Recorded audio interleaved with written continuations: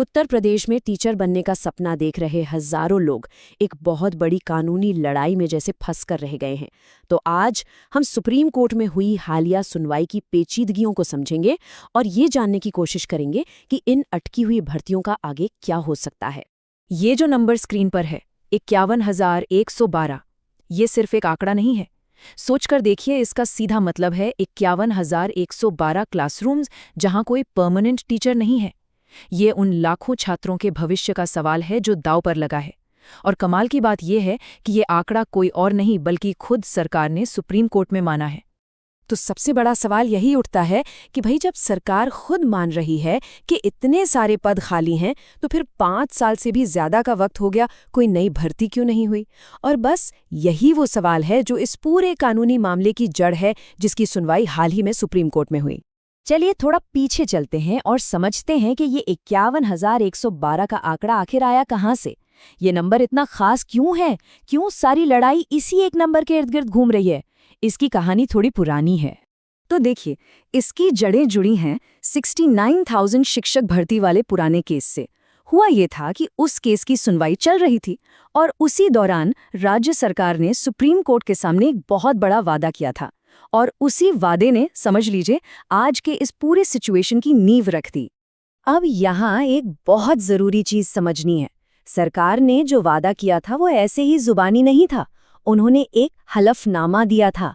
हलफनामा मतलब एक कानूनी तौर पर दिया गया पक्का वाला वादा, जिससे आप पीछे नहीं हट सकते। ये कोई हवाई बात नहीं थी, बल्कि कोर्ट में दिया गया एक सीरियस कमिटमेंट था।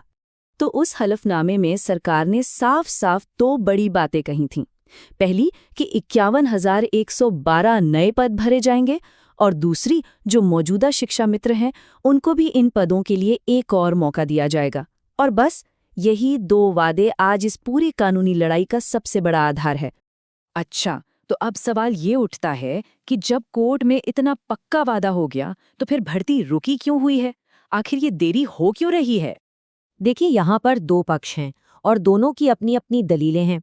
सरकार का कहना है कि भाई देखो, जो पुरानी 69,000 वाली भर्ती थी, उसमें अभी भी कुछ कानूनी मसले फंसे हुए हैं, तो जब तक वो क्लियर नहीं होते, हम नई भर्ती शुरू करके और कॉम्प्लिकेशंस नहीं बढ़ाना चाहते। वहीं दूसरी तरफ है उम्मीदवार, जिनका सब्र अब जवाब दे रहा है। वो कह रहे हैं कि 5 साल बहुत होते हैं, अब भर्ती फौरन शुरू होनी चाहिए। तो असल में सरकार पर ना 2 तरफ से प्रेशर है। एक तरफ है शिक्षा मित्र, जो याद दिला रहे हैं कि आपने हमसे वादा किया था, उसे पूरा कीजिए। और दूसरी तरफ है वो नए कैंडिडेट्स जिन्होंने बीटीसी या डीएलएड किया हुआ है। वो सीधे पूछ रहे हैं कि जब सीटें खाली हैं तो मौके क्यों नहीं? अब सोचिए, कोर्ट रूम में बहस चल रही है। सरकार अपनी दलीलें दे रही है, कैंडिडेट्स के वकील अपना पक्ष रख रहे हैं, माहौल एकदम गर्म है। और ठीक उसी वक्त सुप्रीम कोर्ट के जज साहब एक ऐसा सवाल पूछते हैं जिसने पूरी बहस की हवा ही बदल दी। सिर्फ एक सवाल। तो सरकार बार बार एक ही बात कह रही थी कि देखिए, जब तक 69,000 वाला पुराना केस सॉल्व नहीं हो जाता, हम 51,112 वाली नई भर्ती नहीं कर सकते। पूरा का पूरा केस उन्होंने इसी एक पॉइंट पर बना रखा था। और ठीक इसी पॉइंट पर कोर्ट ने सवाल किया। कोर्ट ने बस इतना पूछा, नई भर्ती का पुरानी भर्ती से क्या लेना देना है? बस इस एक सवाल में सब कुछ था। मतलब कोर्ट ने सरकार की पूरी दलील की जड़ पर ही सवाल उठा दिया कि आप इन 2 अलग अलग भर्तियों को आपस में जोड़ ही क्यों रहे हैं। और सच कहें तो इस एक सवाल ने सरकार को पूरी तरह से बैकफुट पर धकेल दिया।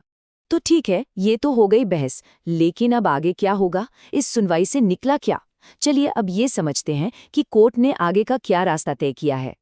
देखिए, कोर्ट ने कोई आखिरी फैसला तो अभी नहीं दिया, लेकिन एक बहुत क्लियर रास्ता बना दिया है। सबसे पहले सरकार को 3 हफ्ते का टाइम दिया गया है। उनसे कहा गया है कि आप लिखकर बताइए कि आपको असल में कानूनी दिक्कतें क्या आ रही हैं। दूसरा स्टेप, जब सरकार अपना जवाब दे देगी तो सुप्रीम कोर्ट उसे अच्छे से देखेगा। और फिर तीसरा स्टेप, मार्च के बीच में अगली सुनवाई होगी और उस सुनवाई में बहस इसी लिखित जवाब पर होगी।